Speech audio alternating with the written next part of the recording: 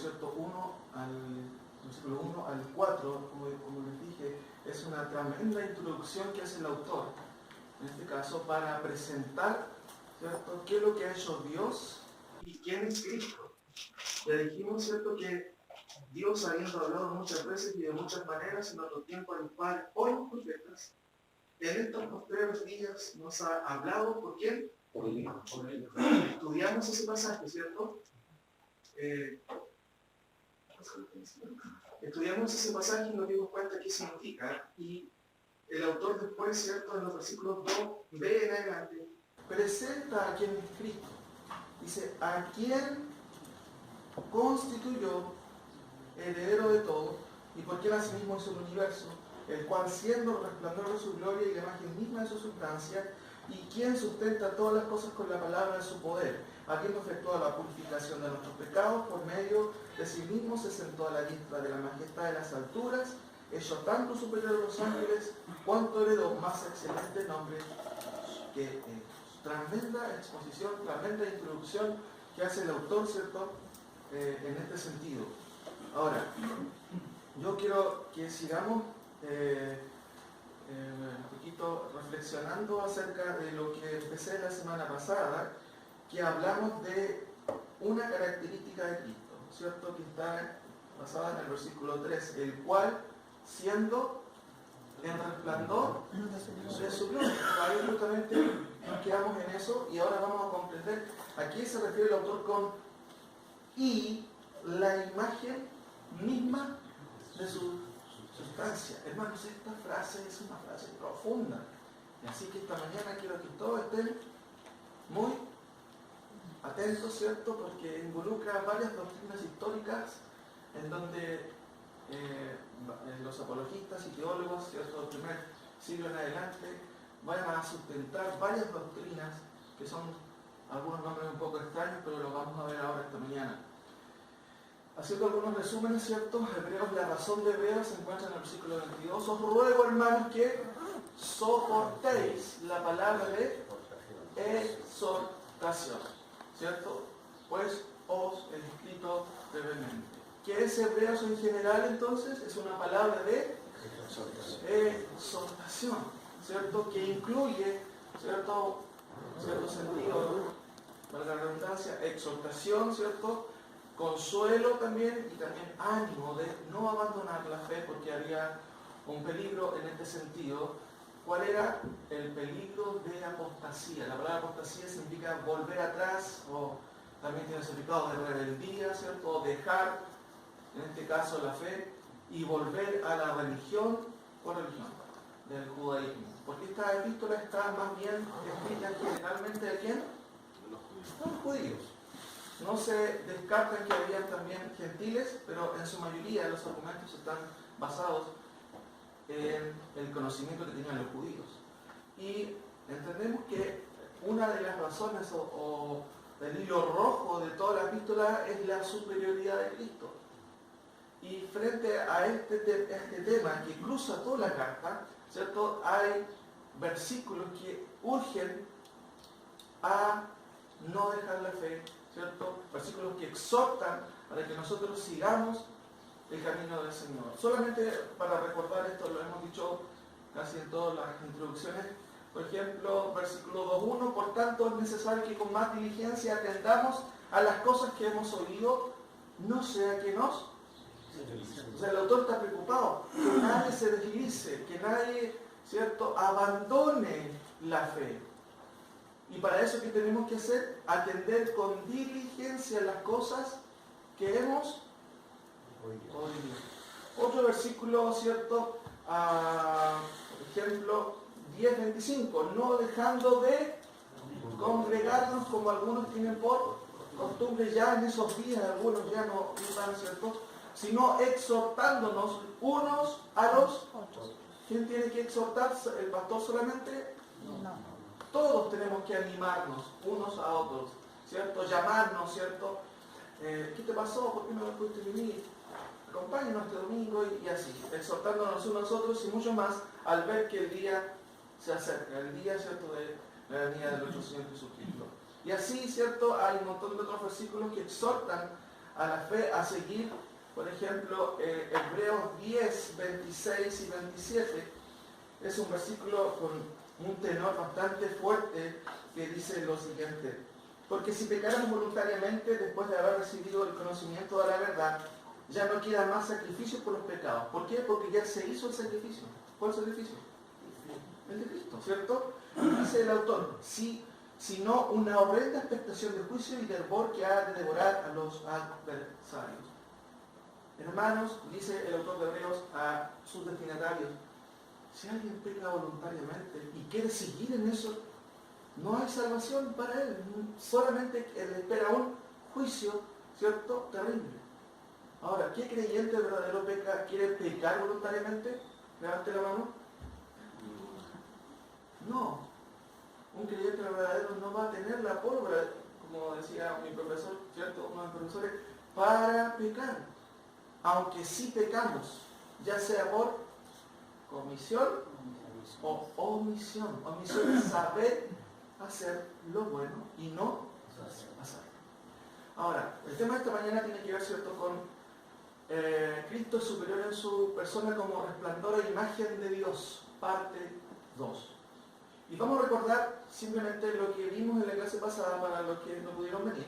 El versículo que nos tiene ahora, ¿cierto?, y nos ocupa es el siguiente: el cual, siendo el resplandor de su gloria, fíjense en el I, la conjunción I, enlaza esta idea anterior, porque son tres ideas que están juntas aquí. Y la imagen misma de su sustancia, y otra vez, y quien sustenta todas las cosas con la palabra de su poder. Hasta ahí hay una sección, una idea que el autor desarrolla. Porque más adelante está hablando de otro aspecto de Cristo, habiendo efectuado la purificación de nuestros pecados por medio de sí mismo, se sentó a la diestra de la majestad de la altura. Esa es de otra idea que tiene que ver con el sacerdocio de Cristo. Pero las primeras tres tienen que ver con su deidad, mis queridos hermanos. Estudiamos la primera, que significa que el autor dirá que Él es el resplandor de su gloria, y llegamos a algunas conclusiones, ¿cierto? Hoy tenemos a lo menos 5 cosas que vamos a ir estudiando y vamos a ir desarrollando en esta primera instancia, un poco quizás más lento, más detallado, después quizás vamos a ir un poco más rápido, porque esta introducción merece también entender cada frase como el autor quiso que se entendiera. Ahí tenemos los 5 aspectos que el autor nos habla: el resplandor de su gloria, la imagen de su sustancia, el que sustenta todas las cosas con su palabra, el que efectuó la purificación de nuestros pecados y el que se sentó a la diestra de la majestad de las alturas, ¿cierto? El resplandor de su gloria, aprendimos que viene de una palabra compuesta, incluso casi de 3 términos. Un prefijo que significa desde, que significa, o tiene la idea de origen, fuente, auge, aquí habla de luz, de brillo, y el verbo emanar, ¿cierto?, esplendor. Y aprendimos, ¿cierto?, que esa palabra es única en el Nuevo Testamento, ¿cierto? Apaugasma. ¿Por qué el autor elige una palabra que no se encuentra en ninguna parte de la Escritura? Es interesante, dirigido por el Espíritu Santo, porque es una palabra que grafica de manera clara a qué se refiere que Cristo sea el resplandor de la gloria de Dios. Yo le di un ejemplo, ¿se acuerdan? Cristo no es como una lámpara. Usted la enchufa y si la desenchufa, ¿qué pasa? Se apaga. No. Esta palabra tiene 2 sentidos. Un sentido pasivo, que tiene que ver con que Cristo es el reflejo del resplandor de Cristo, pero también un sentido activo, que es la fuente de ese resplandor. Que Él no necesita estar conectado a una corriente, digámoslo así, porque Él mismo es la fuente. Él mismo da origen a esa luz. ¿Me entienden? ¿Han visto las luciérnagas en la noche? ¿Cierto? Emiten desde su cuerpecito pequeñito, ¿cierto?, una luz que usted puede ver y uno dice, ¿dónde están enchufadas? ¿En las pilas? No, ¿cierto? En algún sentido ellos reflejan esa situación. Ahora, evidentemente aquí la idea de que Cristo es el resplandor de su gloria tiene 3 significados, ¿cierto? ¿Se acuerdan cuáles son? Cristo es fuente, reflejo y medio de la gloria de Dios. Porque es a través de Él que Dios se manifiesta. A través de Cristo podemos ver a Dios. 1 Timoteo 6:13 dice: te mando delante de Dios que da vida a todas las cosas y de Jesucristo que da testimonio de la buena profesión delante de Poncio Pilato, Pablo hablando a Timoteo, que guardes el mandamiento sin mácula ni reprensión hasta la aparición de nuestro Señor Jesucristo, la cual a su tiempo mostrará el bienaventurado y solo soberano Rey de reyes y Señor de señores, el único que tiene inmortalidad, que habita en luz inaccesible. Luz inaccesible, ¿cierto? ¿Cuál es esa luz inaccesible? La gloria de Dios. Y vimos varios ejemplos en el Antiguo Testamento, ¿cierto? De que cada vez que los hombres veían una apariencia, una epifanía de Dios, ¿qué hacían? ¿Hacían esto? O se arrodillaban sobre sus rodillas y se postraban. ¿Qué hacían? Se postraban hacia adelante, se cubrían, porque reconocían que estaban frente a Dios mismo. Aunque Dios, ¿cierto?, se dejaba ver por un instante o mostraba algo de su gloria, la mayoría de ellos decía: estoy muerto porque he visto a Dios. Y solamente obviamente habían visto algo de su gloria. Si habían visto a Dios, de verdad, muchos de ellos literalmente hubieran muerto. Ahora, eso es lo que vimos la clase pasada, ¿cierto? Que Cristo es fuente, origen y medio de la gloria de Dios, el cual, siendo el resplandor de la doxa es el término que se usa para gloria, en nuestros signos al principio dice doxología, y tiene que ver con alabanza, ¿cierto? Ahora, y la imagen misma de su sustancia, el cual, siendo el resplandor de su gloria y la imagen misma de su sustancia. Vamos a estudiar, hermanos, esta frase esta mañana, que consta, ¿cierto?, de ¿cuántas palabras? 7 palabritas, ¿cierto? Nada más. Así que ruego su atención en esto. Hay algunas cositas que quizás van a ser un poco nuevas para ustedes, pero gracias al Señor que podemos volver a verlas a través, ¿cierto?, de nuestra página, y ustedes pueden repasarlas también. Quiero ir en este sentido un poco lento también en cuanto a algunos aspectos, ¿cierto? Ahí tenemos la frase que estudiaremos y la imagen misma de su sustancia. Como dice ahí, un recordatorio hermenéutico. Hay dos cosas que uno tiene que entender: qué dice el autor y cómo lo dice, ¿cierto? ¿Qué dice? El significado llano de las palabras. ¿Y cómo lo dice? ¿Qué tiene que ver eso? La intención de las palabras. El diccionario de la RAE define la palabra guacho como un niño huérfano abandonado por sus padres, ¿cierto? ¿Han escuchado esa palabra? ¿Qué pasa si uno le dice a una persona: oye, guacho, ven para acá? Se ofende, ¿cierto? Porque en sí, ¿qué está diciendo con eso? Que eres un niño que no tiene padres, eres un huérfano. Pero si yo le digo: oye, guachito, ¿me puedes ayudar en algo? Cambia el sentido, ¿no? Entonces, fíjense, un recordatorio hermenéutico. ¿Qué dice la palabra en algunos aspectos? Uno tiene que leer el texto, pero la intención del autor a veces está un poco más escondida, y necesitamos entender justamente aquello, la intención del autor, cómo dijo lo que dijo. Y eso va a requerirnos a ver qué palabras usó, qué adjetivos quiso usar, cómo lo dice, cuál es el orden de las palabras. Por ejemplo, el otro día en el taller de hermenéutica vimos un ejemplo de esto y citamos una versión de Juan 6:47 que no es muy buena traducción. Créanme lo que les digo: el que cree en mí ya tiene vida eterna, ¿cierto? Y buscamos una figura, hay dos personas hablando. Entonces, ¿crees? Sí creo. ¿Y qué le dice este evangelista? Súper, ahora ya eres. Es fácil llenar la iglesia, ¿sí o no? ¿Cierto? Porque si consultáramos aquí en el barrio: ¿usted cree en Dios? ¿Cree en Cristo? ¿Qué la gente diría? Sí. ¿Significa que son salvos? No. ¿Qué dice y cuál es la intención del autor? Fíjense que aprendimos que la idea del versículo está justamente subrayada en el verbo. ¿Y cuál es el verbo ahí? Obviamente creer. ¿Y cómo lo leen ustedes? El que está creyendo. Eso es lo que conocemos nosotros como un gerundio, ¿cierto? Que habla de un estado de una acción, no de una circunstancia. De cierto digo que el que está creyendo, o sea, no se trata simplemente de creer, sino de una persona que está constantemente en ello. El ejemplo, sí creo.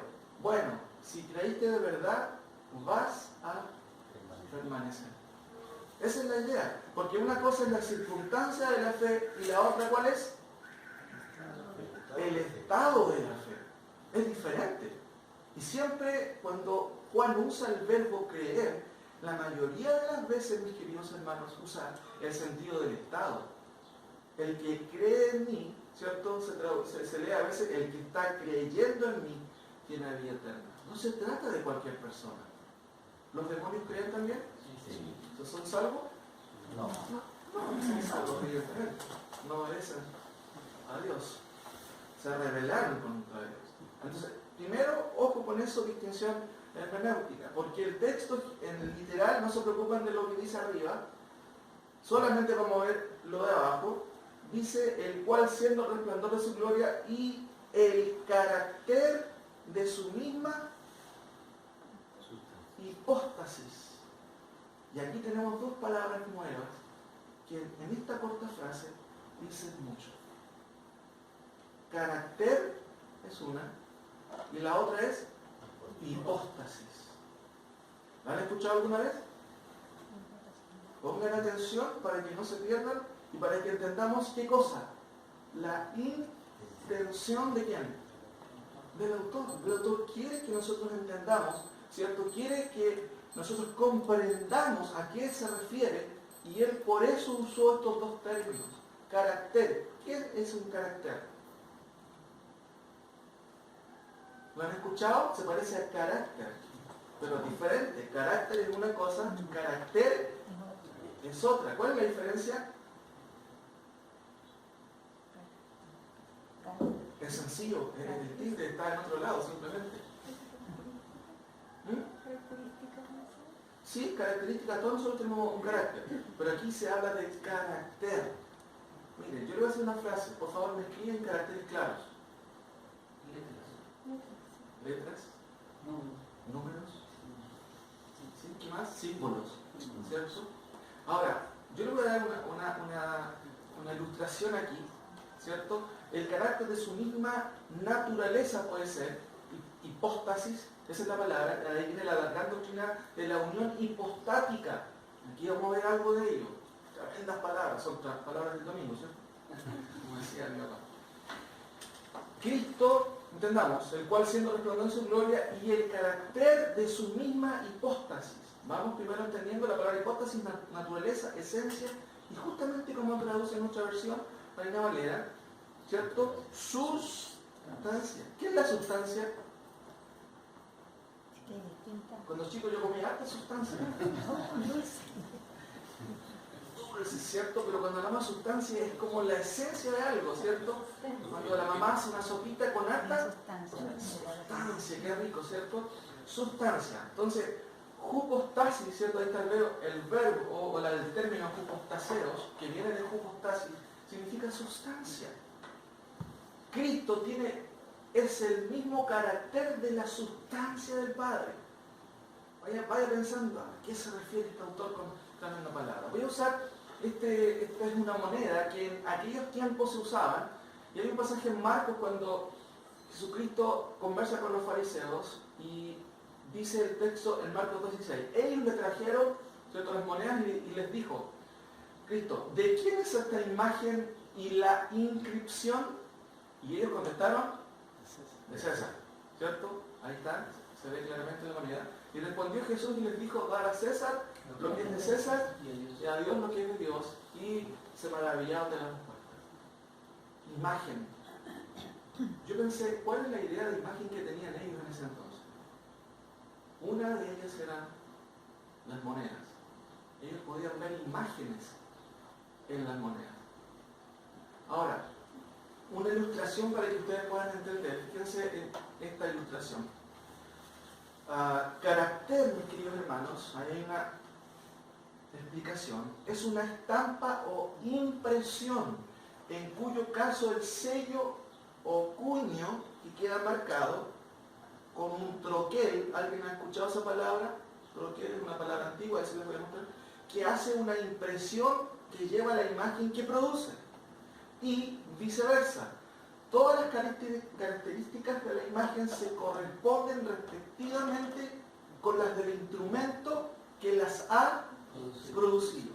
Fíjense en esta imagen.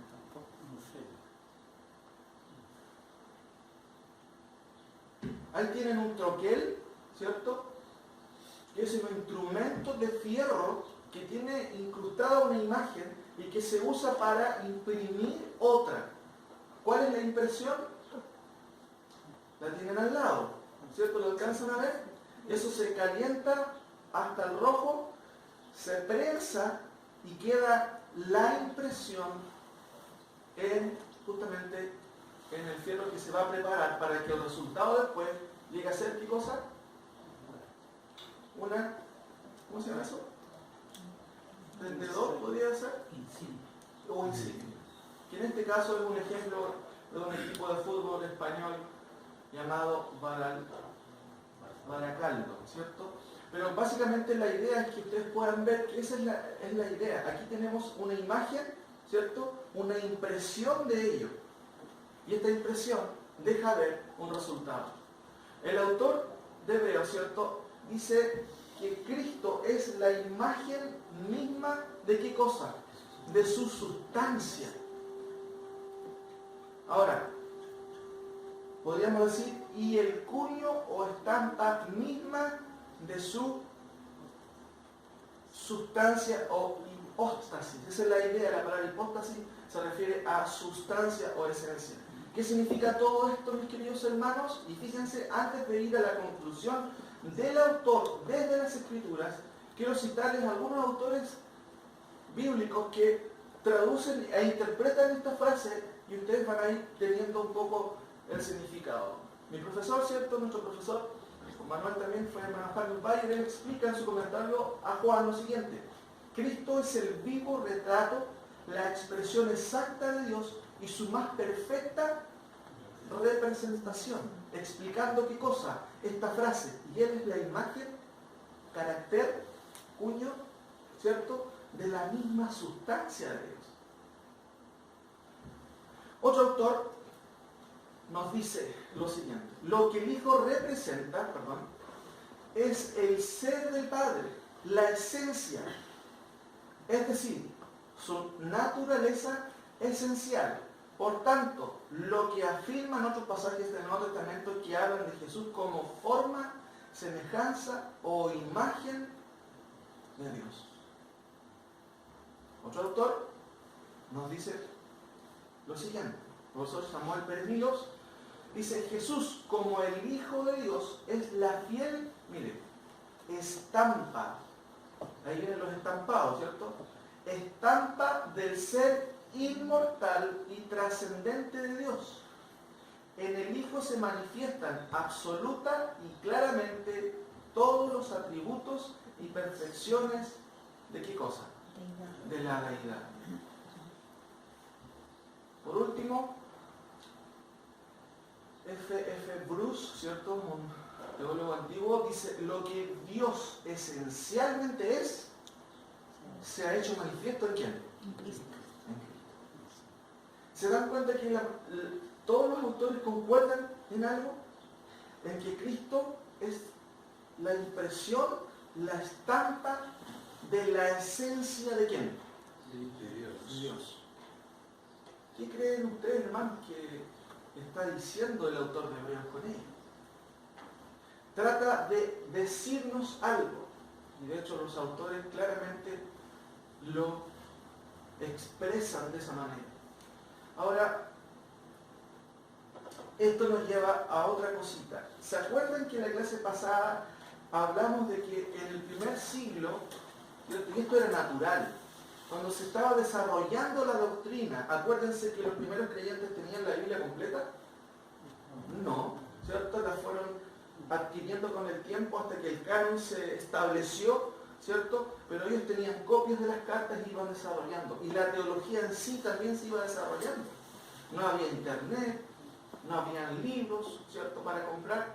Entonces las iglesias seguían la doctrina apostólica y evidentemente paralelamente a eso había personas que cuestionaban las enseñanzas apostólicas.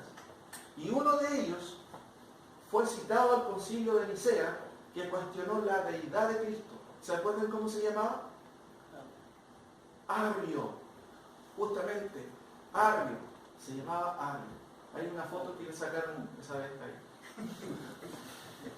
Una simplemente ilustración, ¿cierto? Arrio cuestionó la deidad de Cristo, tal cual lo hacen al presente los arrianistas modernos, que son, ¿quiénes? Los testigos de Jehová, que dicen lo mismo que Arrio, que Cristo no pudo ser eterno, que fue creado. Pero aprendimos que apareció un apologista llamado Atanasio, ¿cierto? Y fue, ¿cierto?, el que defendió la deidad de Cristo, y el concilio de Nicea finalmente condenó a Arrio. Y en esta disputa se usaron dos palabras: homoousios, porque la O con la U es un diptongo y se lee U. No se lee homo o U, sino homoousios, ¿cierto? Atanasio, en este caso Arrio, usó homoi, que significa similar. Él decía, no, Cristo es similar a Dios. Y usó la palabra homoousios. Pero Atanasio dijo, no. Fíjense que el debate estaba incluso en una letra. No, Cristo es igual a Dios, ¿cierto? Y observamos que obviamente el concilio condenó al arrianismo desde aquel entonces, y, ¿cierto?, se estableció un canon, el canon del credo niceno, que dice lo siguiente. Pongan atención y díganme si ustedes están de acuerdo o no. El concilio dijo: creemos en un Dios Padre Todopoderoso, hacedor de todas las cosas visibles e invisibles. ¿Está bien? Vamos bien. Y un Señor Jesucristo, Hijo de Dios, engendrado del Padre, el unigénito. ¿Está bien? A ver. Sí, está bien. Es decir, fíjense que esto está a continuación. Es decir, de la esencia del Padre. Dios de Dios, está hablando de Cristo, que es Dios de Dios, luz de luz, el mismo Dios del mismo Dios, engendrado, no hecho, pues es de una sustancia con él. ¿Está bien? Por supuesto, está bien. Porque Cristo es de una sustancia o de la misma sustancia con el Padre. Y eso se llama unión hipostática. Porque hipostasis significa sustancia. Fíjense lo que el autor de Hebreos nos está diciendo, y de hecho estos apologistas se basaron también en esta epístola para defender la deidad de Cristo. La unión hipostática. Sin embargo, después apareció otro caballero que se llamaba Apolinar Sheukel. No, mentira. Apolinar, ¿cierto? Que era amigo de, ¿cierto?, Atanasio, ¿cierto? El que defendió la doctrina. Apolinar, hermanos, quiso defender la doctrina de la deidad de Cristo, pero se fue para el otro lado. ¿Qué hizo?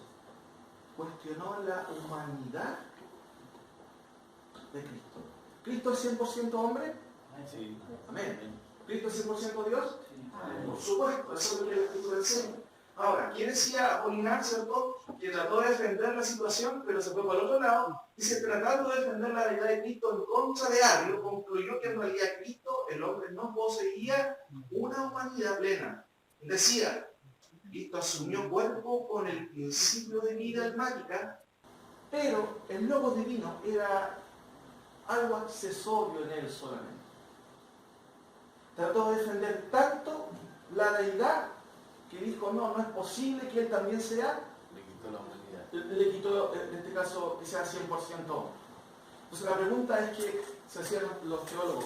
Entonces, ¿cómo puede ser nuestro sustituto si su humanidad es incompleta? Porque ¿quién tenía que ser Cristo para ser nuestro sustituto? Hombre. Y perfecto. Hombre, claro, Él tomó forma de hombre, dice Filipenses, pero recuerden que tomó nuestra forma, pero también en cierto sentido, Él fue sin pecado. Entonces, Apolinar cuestionó esta situación.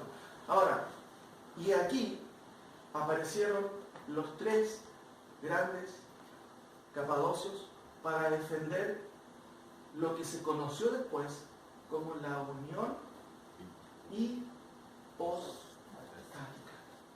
Recuerden, ¿cuál es nuestra fase? Que Cristo es el resplandor de la gloria de Dios y la imagen misma de su sustancia, la estampilla, el carácter, ¿cierto? El carácter, ¿cierto? La marca. ¿Ha visto usted cuando los caballos le ponen la marca, ¿cierto? La marca, pero la marca misma de la esencia del Padre. Al final vamos a ver la conclusión, pero quiero mencionarles cuál es el aporte de estos tres grandes capadocios, porque es importante también para la doctrina y para la historia de la doctrina, para que ustedes entiendan estos conceptos que nacen de aquí. La palabra hipostasis nace justamente de nuestra frase. Y Él es, como dice el versículo, ¿cierto? Y la imagen misma de su hipostasis. Ahora, los tres grandes capadocios también hay, como ustedes pueden ver. Sacaron una foto, los tres, ¿cierto?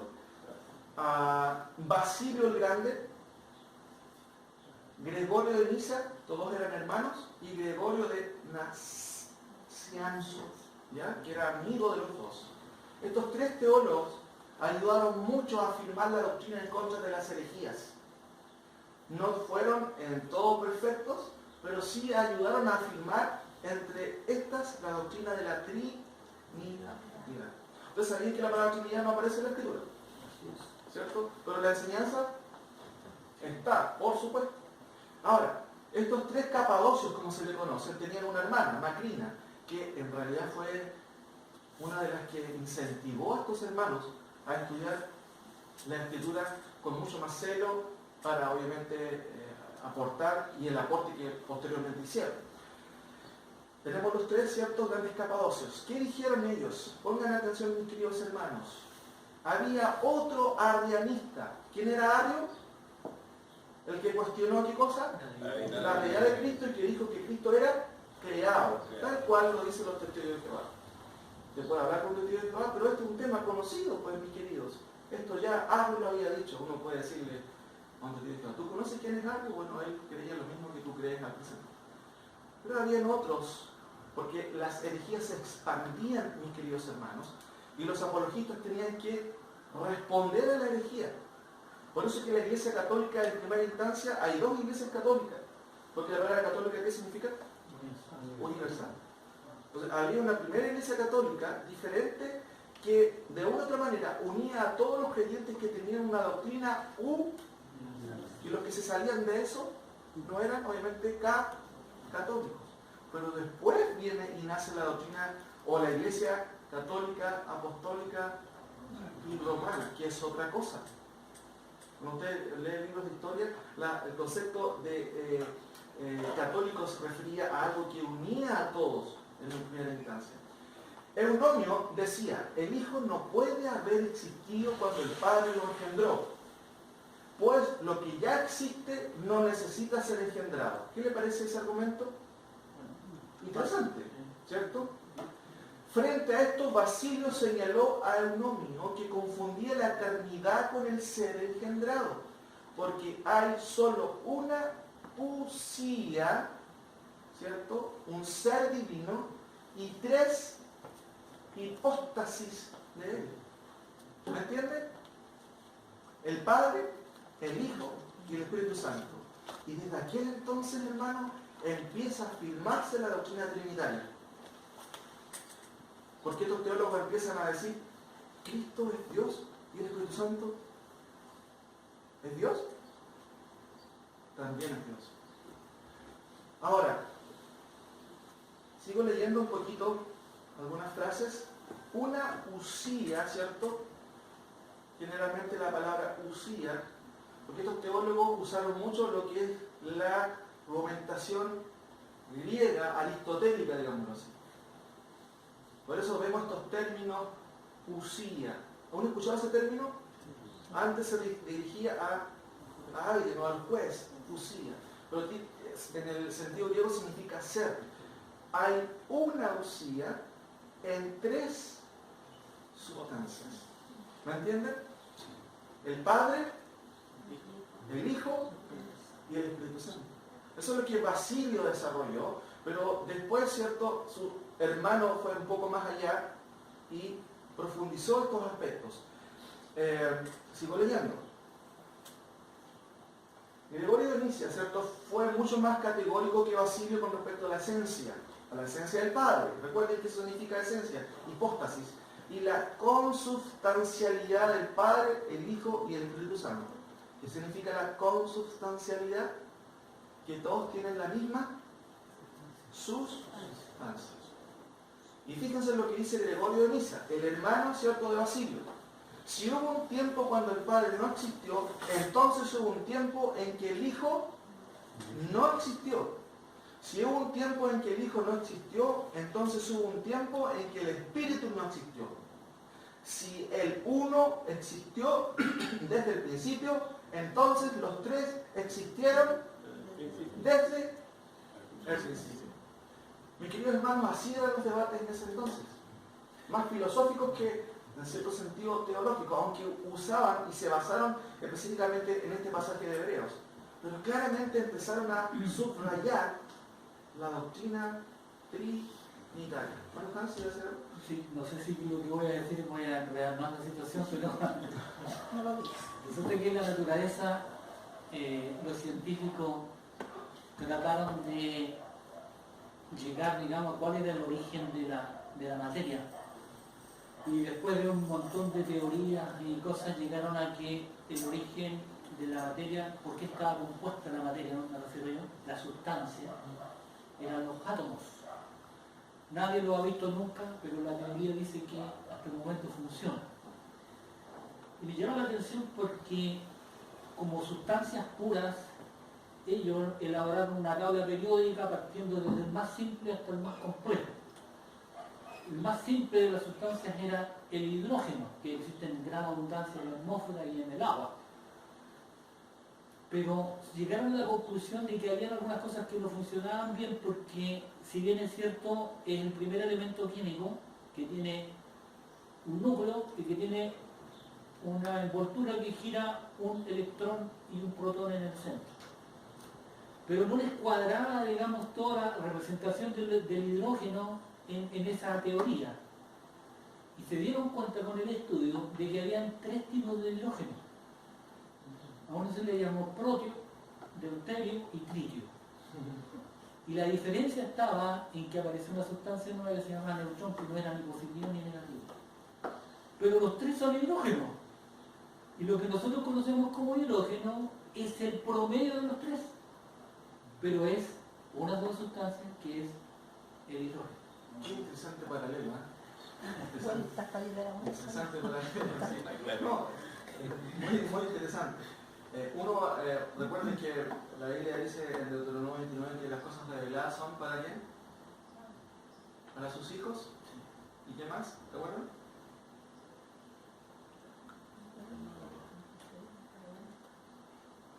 Vean. Hay tantos misterios, hermanos, en la naturaleza que a veces uno no conoce y después seguramente iremos a conocer muchas cosas que con nuestras limitaciones en el día de hoy tenemos aún. Uno siempre tiene que recordar este pasaje que incluso Moisés, de alguna otra manera, lo cita, y uno podría decir que Moisés tuvo adelantado sus tiempos. Las cosas secretas pertenecen a Jehová, nuestro Dios. Más reveladas son para nosotros y para nuestros hijos para siempre, para que cumplamos todas las palabras de la ley, o de esta ley. ¿Hay cosas secretas que pertenecen a quién? A Dios. Hay misterios, ¿cierto? Como el misterio que hermano Jan nos explica. También la Biblia menciona así misterios, sin duda. No podemos entenderlo todo, pero las cosas reveladas son para sus hijos. Y aquí estamos viendo en Hebreos algo tremendamente increíble.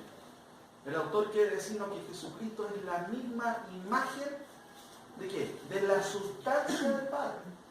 Son iguales, uno podría decir. Ahora, notemos un último comentario de Gregorio. Ponga atención si está en lo correcto o no. Gregorio Nisi enfatizó no solo la consubstancialidad trinitaria, o sea que los tres tienen la misma sustancia, el Espíritu Santo, el Padre y el Hijo, refutando el arrianismo y la idea de los neumatomacos. ¿Quiénes son estos? ¿Saben quiénes eran estos, hermanos? Los que cuestionaban la doctrina del Espíritu Santo y decían que solamente era una fuerza, algo inferior. ¿Y quién dice al presente que es una fuerza? Es una herejía, sin duda. Los testigos de Jehová dicen al presente que el Espíritu Santo es una fuerza. Pero ya existía esa herejía en el primer siglo, segundo siglo. Se conocieron como los macedonios también. Este es el nombre más técnico, ¿cierto? Y también la herejía del subordinacionismo, que hablaba de inferioridad. O sea, el Padre es superior y son inferiores, ¿quién? El Hijo y el Espíritu Santo. Mire que lo que contestó Gregorio de Nisa. Ponga atención y vea si está o no en lo correcto. Qué interesante cómo ellos, ¿cierto?, describían y trataban de explicar la doctrina ortodoxa, correcta. Y cuando me refiero a Dios, debéis ser iluminados simultáneamente por un rayo de luz y por tres. Qué interesante. Tres en cuanto a sus hipóstasis, o si se prefiere, personas. ¿Está bien hasta ahí o no? Sí, está bien. Pero uno en cuanto a sustancia. ¿Sí o no? ¿Cristo es una sustancia, o dos sustancias, o tres sustancias? Comprende una sustancia, ¿cierto? Dice uno, pero uno en cuanto a sustancia, homoousios. ¿Acuerdan de la palabra homoousios? Una sustancia igual, ¿cierto? Es decir, la divinidad. Porque la división es uno en tres y tres en... ¿Está bien? Sin duda. ¿Y en quiénes está la divinidad? Fíjense, usa el plural. ¿En quiénes está la divinidad? O más exactamente, ¿quiénes son la singular? ¿Está bien o no? ¿Cómo hace un juego entre pluralidad y singularidad? Justamente, muy bien, de Nisa. Hay otro comentario que también, de hecho, me parece que me lo salté aquí. Fíjense en esto, me llama la atención, cito solamente esto. Basilio, el anterior, defendió fuertemente la divinidad del Hijo, pero esencialmente del Espíritu Santo. En su preocupación, cambió la doxología de la liturgia de Cesarea con el propósito de llevar a la congregación mediante la oración a la convicción de la divinidad del Espíritu. Doxología es lo que se cantaba al principio. En nuestro himnario tenemos nosotros una doxología, al Padre y al Hijo y al Espíritu Santo, me parece que se llama, ¿no? No recuerdo muy bien. Sí, Osana. Es un cántico que expresa la oración. Y Basilio, en su tiempo, ¿cierto?, en su diócesis, digámoslo así, que esos son los nombres técnicos que se llamaban, en la iglesia que él ministraba, había una antigua doxología que decía: gloria sea al Padre mediante el Hijo y él. Pero él se dio cuenta, no, pues aquí estamos minimizando, ¿qué cosa? Al Hijo y al Espíritu Santo, y la cambió por la siguiente: gloria sea al Padre con el Hijo juntamente con el Espíritu Santo. ¿Suena mejor o no? Sin duda, porque él puso al mismo nivel al Hijo y al Espíritu Santo. Entonces, mis queridos hermanos, si se dan cuenta, la doctrina de la unión hipostática, unión, algo que me une, ¿cierto? O que une, ¿qué une al Padre con el Hijo? Cuando hablamos de unión hipostática, la misma sustancia. Justamente, esa es la respuesta. Cuando ustedes escuchan unión hipostática, se refiere a que Cristo y el Padre tienen la misma sustancia, discutido, ¿cierto?, en los primeros concilios, especialmente en el concilio de Nicea y confirmado después por los concilios de Constantinopla y Éfeso después. Pero yo quiero que, y con esto vamos terminando, la conclusión bíblica teológica de esto. Teólogos, porque nosotros no hemos descubierto esto, mis queridos hermanos. Le acabo de dar un ejemplo de que esto se viene discutiendo desde cuándo. Desde los siglos. Y es importante saberlo, porque uno no nació con la sabiduría. Uno al leer se da cuenta de que grandes hombres de Dios, ¿cierto?, defendieron la doctrina bíblica, la sana doctrina, ¿cierto?, en contra de los herejes y las herejías. Conclusión, 4 puntos que aprendemos de solamente esta frase, mis queridos hermanos, que el Hijo es, ¿cierto?, el resplandor de su gloria y la imagen. Recuerden que la imagen significaba cuño, ¿cierto?, carácter, ¿cierto?, imagen de su misma hipostasis, que significa sustancia, esencia. Primera conclusión, Cristo es la imagen exacta de la sustancia de Dios, ¿sí o no? Eso es lo que quiere decir el autor de Hebreos. Cristo es la imagen exacta de la sustancia de Dios. 2. Cristo es de la misma naturaleza del Padre. Es como una conclusión derivada, ¿sí o no? Si es de la misma sustancia, ¿cierto?, es de la misma naturaleza, ¿cierto? 3. Cristo y el Padre comparten la misma naturaleza, ¿sí o no? ¿Sí? Una especie de silogismo. Y finalmente, Cristo no es un Dios, es Dios mismo encarnado. Hermanos, esta frase es un intento del autor de Hebreos de comunicarnos esta verdad. No hay que interpretarlo literalmente en el sentido de que Cristo es Dios es un troquel, ¿cierto? Y Cristo es un estampado de timbre. Es un intento del autor de explicar una verdad trascendental, de que Cristo es Dios mismo. Mis queridos hermanos, si se dan cuenta, el autor quiere enfatizar la deidad del Hijo. Y esta frase, como ustedes aprendieron hoy día, ¿cierto?, enfatiza justamente que Cristo, ¿cierto?, dice ahí, es la imagen exacta de la sustancia de Dios. Cristo es de la misma naturaleza del Padre. Cristo y el Padre comparten la misma naturaleza. Y por supuesto la conclusión, ¿cierto?, que de alguna u otra manera fue la respuesta a todos los que negaban la deidad de Cristo, es que Cristo no es un Dios, es Dios mismo, ¿cierto?, encarnado.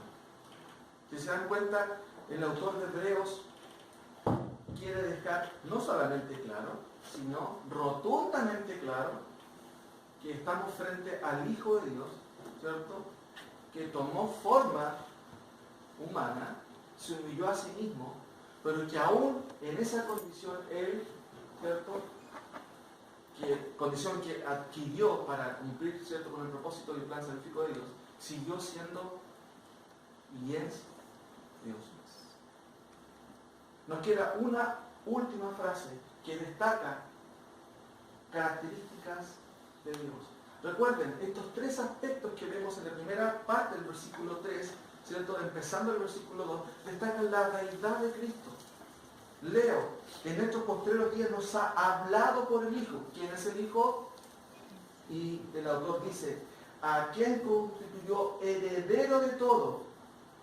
¿Quién es el heredero de todo? Cristo, ¿cierto? Y por quien asimismo hizo el universo, habla de la creación, pero de él como creador, el cual, siendo el resplandor de su gloria, lo vimos también que Cristo revela al Padre y es fuente, reflejo y medio, ¿cierto?, de la gloria de Dios.